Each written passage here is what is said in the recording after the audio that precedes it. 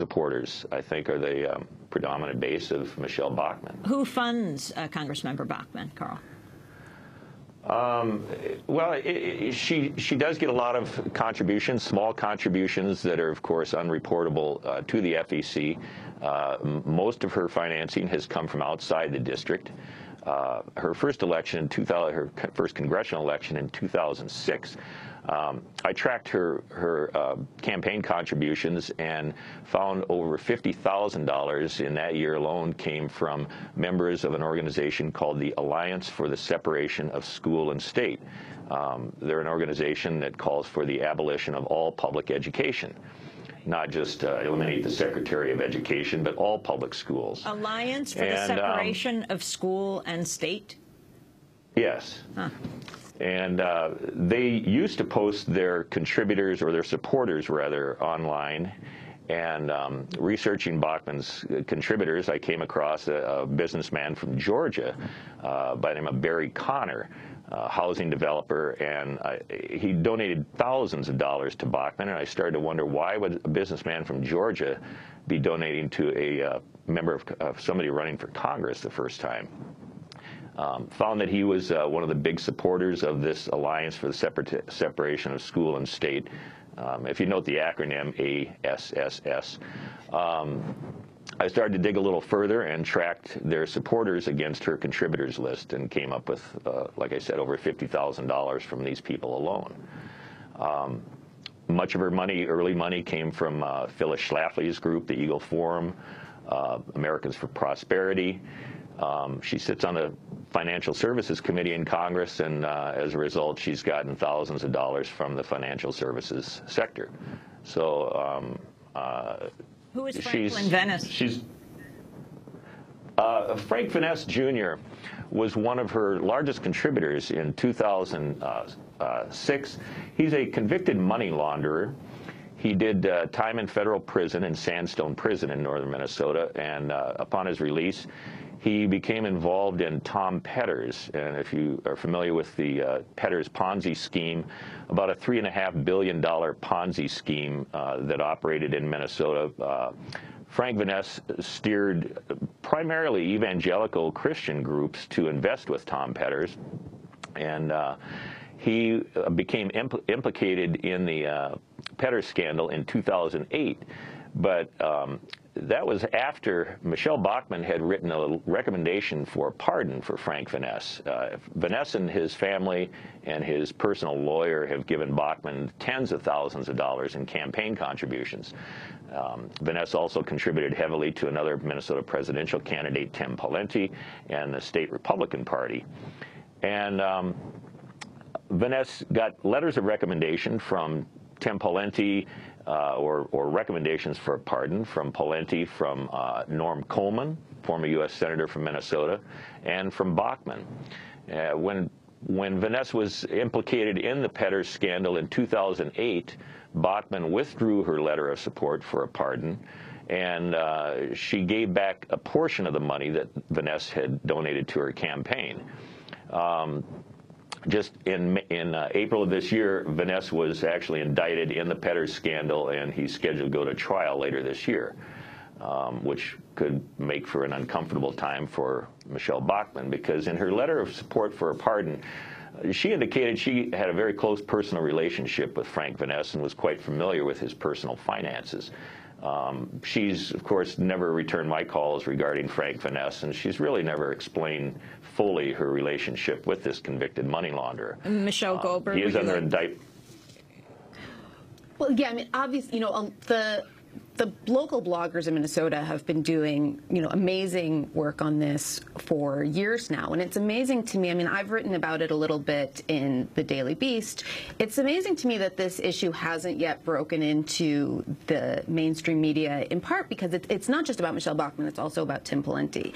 And one of the interesting things about Frank Venice is that, you know, the reason that he was able to kind of insinuate himself into Republican Party politics was both financial and ideological, right? He claimed to have found Jesus when he was imprisoned for cocaine, for money laundering and cocaine trafficking. And then he came out, and having found Jesus and made himself a kind of stalwart of Minnesota's evangelical community, he, kind of cultivated all of these powerful allies. And it was because of these powerful allies that he was able to accomplish his fraud. I mean, that's what I think is important, is that when people like Tim Pawlenty and Michele Bachmann say that he deserved to be, readmitted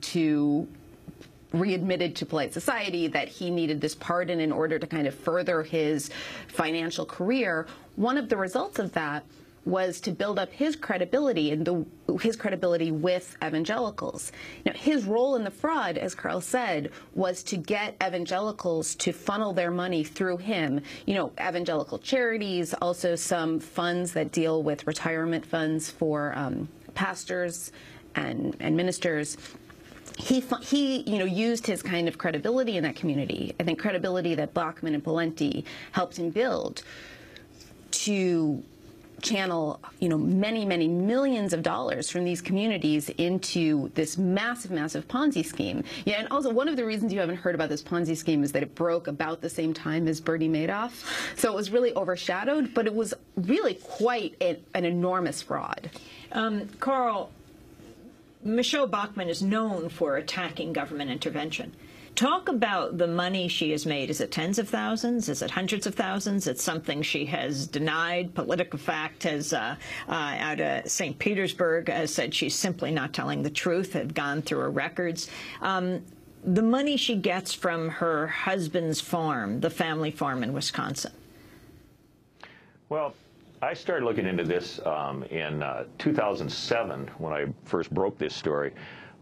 Bachmann had reported on her congressional her financial disclosure statement that she and her husband had an interest in the Bachmann Farm Family Limited Partnership. So I started to poke around in the records for the Bachmann Farm Family Partnership. It's in Buffalo County, Independence, Wisconsin, about 70 miles or so from Stillwater. And I found that her father-in-law, Paul Bachmann, who died in 2009, had collected, it was close to $260,000 in federal farm subsidies from 1995 through, at that time, I guess it was 2006, 2007. All this data is online with the Environmental Working Group. The Bachmann Farm Family Partnership was formed in 2001. It's on record in the state of Wisconsin, and Michele Bachmann and Marcus are part of the Farm Family Partnership. So she's reported anywhere upwards of from about $2,500 to $105,000 in profits from that family farm on her federal financial disclosure statements. Well, if the family farm is getting federal farm subsidies and the Bachmanns are profiting from the family farm, it only stands to reason that they're profiting in part from federal farm subsidies.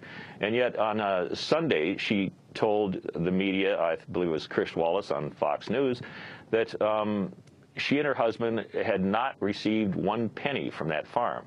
That's simply a lie. You can look it up. It's out there, and I quite honestly don't understand why she would say such a blatant lie when she knows it can be looked up in a matter of seconds. Unfortunately, even our local political reporters here can't seem to take the time to verify that, and it was reported locally in the Minneapolis Star-Tribune that she just denied ever getting money from the farm, and that's where they left the story. So, as Michele said, it's shocking the lack of coverage on Michele Bachmann other than her outrageous statements that we've seen in the local media. But, that's where journalism is at these days. I mean, PolitiFact has reported a number of lies ranging from the regular ones to the pants on fire false lies, but among them saying that that President Obama released all of the oil from the strategic reserve. Bachmann said it's ironic and sad the president released all of the oil from the strategic oil reserve. The fact is Obama did not release all the oil. He released something like 4% of the oil, and goes on from there, saying that NATO in one airstrike alone in Libya had killed something like 30,000 Libyan civilians in one airstrike. Some of these are mistakes, some of them lies.